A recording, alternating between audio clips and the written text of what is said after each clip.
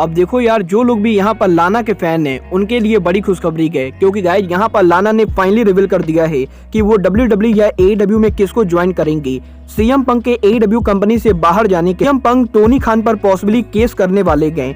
NJPW के back stage के ऊपर the rainmaker Kazuchika Okada को मेजर बैक स्टेज रोल मिल चुका है। AEW में जेरिको के टॉप स्टार बनने को लेकर जिम कॉर्नेट ने जेरिको को बुरी तरीके से मॉक कर दिया है। और गाइज, अमेरिका की 6वीं सबसे बड़ी कंपनी NWA के WWE और AEW से पार्टनरशिप को लेकर NWA के प्रेसिडेंट का बड़ा बयान आ चुका है। तो गाइज चलिए बिना किसी देरी के शुरू करते हैं इस वीडियो को। और गाइज सबसे पहले बात करते हैं मीरो की वाइफ लाना की। अब देखो यार, अगर बात करें यहाँ पर लाना की, तो गाइस जैसा कि आप लोग को मालूम है, लाना के WWE से रिलीज होने के बाद लाना करंटली पिछले 3 साल से रेसलिंग इंडस्ट्री के अंदर पूरी तरह से फ्री एजेंट है। और गाइस लाना के WWE को लीव करने के बाद लाना ने WWE के बाहर किसी भी कंपनी को ज्वाइन नहीं किया है। बट गाइस यही इस हफ्ते लाना के लेटेस्ट इंटरव्यू के अंदर लाना ने WWE पर उनके पॉसिबल रिटर्न होने को लेकर बात की थी, जहां पर लाना के लेटेस्ट इंटरव्यू के अंदर लाना ने इस चीज को कंफर्म किया है कि WWE में ट्रिपल एच के इंचार्ज बनने के बाद WWE पॉसिबली लाना को वापस ला सकती है। बट गाइस यही लाना के इस इंटरव्यू के अंदर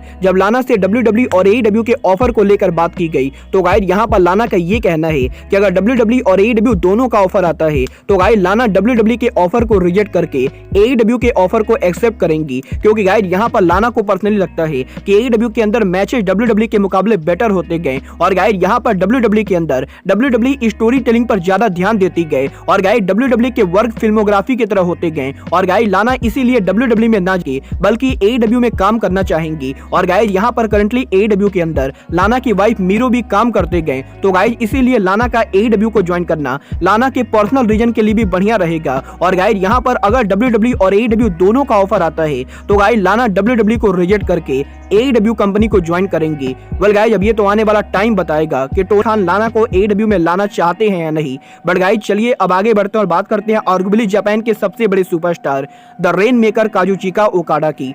वेल गाइस, बात करें यहाँ पर ओकाडा की, तो गाइस इस हफ्ते NJPW में ओकाडा के लेटेस्ट इंटरव्यू के अंदर ओकाडा ने NJPW बैक स्टेज के ऊपर उनके मेजर रोल को लेकर काफी बड़ा खुलासा कर दिया है, जहां पर ओकाडा ने इस चीज को कंफर्म किया है कि काजुचिका ओकाडा अगले साल से NJPW के ऑन स्क्रीन के साथ साथ NJPW के बैक स्टेज पर भी काम करने वाले गए। और गाइस यहाँ पर NJPW के अंदर काजुचिका ओकाडा NJPW के बैक स्टेज के ऊपर NJPW के कोच के तौर पर काम करने वाले गए। और गाइस NJPW में जो अप एंड कमिंग रेसलर आने वाले गए उन सभी रेसलर्स को काजुचिका ओकाडा के द्वारा ट्रेनिंग दी जाएगी। और गाइस क्योंकि यहाँ पर NJPW उनके अप एंड कमिंग रेसलर्स को रेसलिंग इंडस्ट्री का बेस्ट रेसलर बनाना चाहती है, तो गाइस इसीलिए NJPW के अंदर NJPW आर्गुबली जापान के सबसे बेहतरीन wrestler the rainmaker Kazuchika Okada को कोच बना के NJPW में अपकमिंग टैलेंट को ट्रेन करने वाली है। और गाइस यहाँ पर हिरोशी तनाहाशी के बाद अब ओकाडा भी NJPW के बैक स्टेज के ऊपर NJPW के यंग लायंस के लिए मेजर रोल प्ले करेंगे। वेल गाइस, देखना काफी ज्यादा दिलचस्प होगा कि ओकाडा NJPW के अपकमिंग टैलेंट्स को कैसे ट्रेन करते गए। बट गाइस चलिए अब आगे बढ़ते हैं और बात करते हैं अमेरिका की 6वीं सबसे बड़ी रेसलिंग कंपनी NWA रेसलिंग की। वेल गाइज, अगर आप लोग एक हार्डकोर रेसलिंग फैन हो तो गाइज आप लोग को ये बात डेफिनेटली मालूम होगा कि NWA रेसलिंग इंडस्ट्री की सबसे लंबी चलने वाली कंपनी है। और गाइज ये कंपनी WWE के पहले खुली थी और आज के टाइम ये कंपनी सर्वाइव रही है। बट गाइज यही इस हफ्ते NWA के प्रेसिडेंट बिली कॉर्गन के लेटेस्ट इंटरव्यू के अंदर बिली कॉर्गन ने WWE और AEW के साथ NWA के पार्टनरशिप करने को लेकर काफी बड़ा हिंट दे दिया है, जहां पर NWA के प्रेसिडेंट बिली गन का ये कहना है कि बिली गन WWE और AEW इन दोनों कंपनी के साथ बात कर रहे गए। और गाइस बिली गन WWE और AEW इन दोनों कंपनी के साथ पॉसिबल फ्यूचर पार्टनरशिप करना चाहते गए। और गाइस क्योंकि WWE और AEW के अंदर काफी सारे बड़े रेसलर हैं, तो गाइस यहाँ पर हर रेसलर को टीवी टाइम नहीं मिल पाता है। और गाइस यहाँ पर जिन रेसलर को टीवी पर टाइम नहीं मिलता है, बिली गन चाहते हैं कि बिली गन उन रेसलर्स को उनके शो पर यूज करे। और गाइस क्योंकि NWA की भी काफी बढ़िया फैन फॉलोइंग है,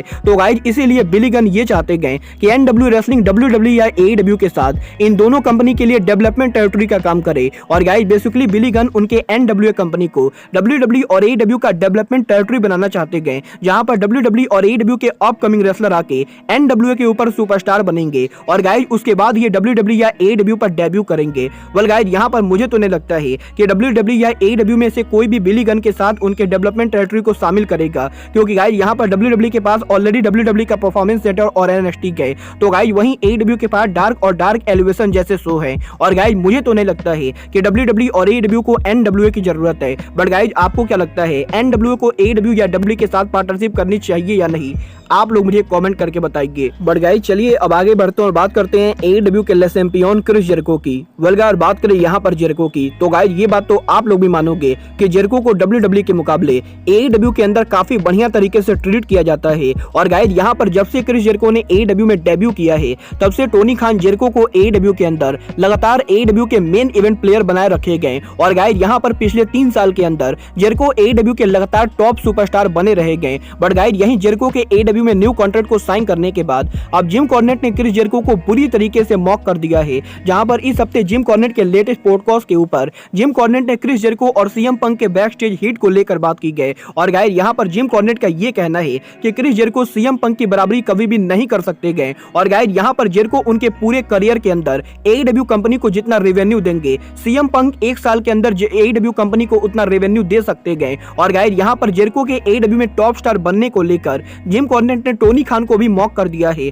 जहां पर जिम कॉर्नेट का ये कहना है कि क्रिस जेरिको के 51 साल के होने के बाद भी क्रिस जेरिको का बार बार AEW के टेलीविजन पर टॉप स्टार बनना क्रिस जेरिको की बहुत ही बेकार आइडिया है। क्योंकि गाइड यहां पर जिम कॉर्नेट को लगता है कि टोनी खान को अब उनके कंपनी के अप एंड कमिंग रेसलर्स को पुश करना चाहिए, ना कि 51 साल के क्रिस जेरिको को। और गाइड यहां पर जिम कॉर्नेट का मानना है कि क्रिस जेरिको अब AEW के टॉप स्टार बनने के लायक नहीं गए। और गाइड यहां पर AEW के अंदर टोनी खान ने क्रिस जेरिको को जो क्रिएटिव फ्रीडम दी गई, क्रिस जेरिको उसका गलत फायदा उठाकर AEW के टेलीविजन के ऊपर अपने आप बार बार टॉप स्टार की कोशिश करते गए। और गाइस AEW के अंदर क्रिएटिव फ्रीडम का फायदा उठा के जेरिको AEW के दूसरे रेसलर्स को लेट डाउन करते गए। वेल गाइस यहां पर मैं जिम कॉर्नेट से पूरी तरह से एग्री तो नहीं करूंगा, बट गाइस डेफिनेटली यहां पर कुछ ऐसी चीजें गए जिसके ऊपर मैं जिम कॉर्नेट से एग्री करता हूं। बट गाइस चलिए अब आगे बढ़ते और बात करते हैं आर्गुबली AEW के मोस्ट कंट्रोवर्शियल सुपरस्टार CM पंक की। वल्गार बात करें यहाँ पर CM पंक की, तो गाइस ये बात तो अब लगभग कंफर्म हो चुकी है कि टोनी खान CM पंक के कॉन्ट्रैक्ट को बाय आउट करके CM पंक को AEW कंपनी से बाहर करेंगे।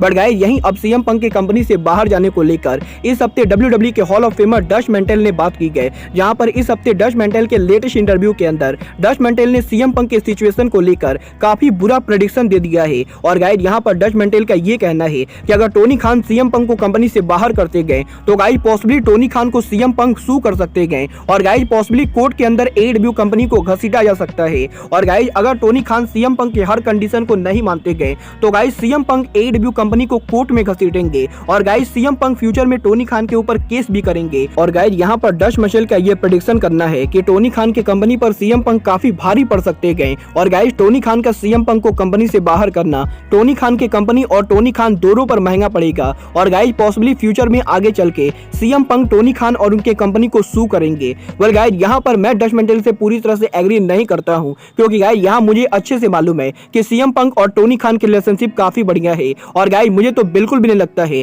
कि CM पंक टोनी खान को कोर्ट में घसीटने वाले गए। बट गाइस यहाँ पर अगर CM पंक टोनी खान को कोर्ट में घसीटते गए तो गाइस यहाँ पर मुझे लगता है कि CM पंक को डेफिनेटली टोनी खान को कोर्ट में घसीटना चाहिए। क्योंकि गाइस यहाँ पर ऑल आउट के ब्रॉल के अंदर जितनी CM पंक की गलती थी उतनी ही इलीट की गलती थी। और गाइस यहाँ पर ये मेरा पर्सनल मानना है कि अगर टोनी खान इलीट को वापस लेकर आ रहे गए तो गाइस टोनी खान को CM पंक को भी वापस लाना चाहिए, नहीं तो टोनी खान को इन दोनों में से किसी पार्टी को भी वापस नहीं लाना चाहिए। और गाइस इसीलिए अगर CM पंक AEW पर केस करते गए तो गाइस मैं यहाँ पर CM पंक को पूरा सपोर्ट करूंगा। बट गाइस अब आज के इस वीडियो में बस इतना ही। मैं मिलता हूँ आपसे अपने अगले वीडियो में। बट गाइस तब तक के लिए good bye, good night and bang.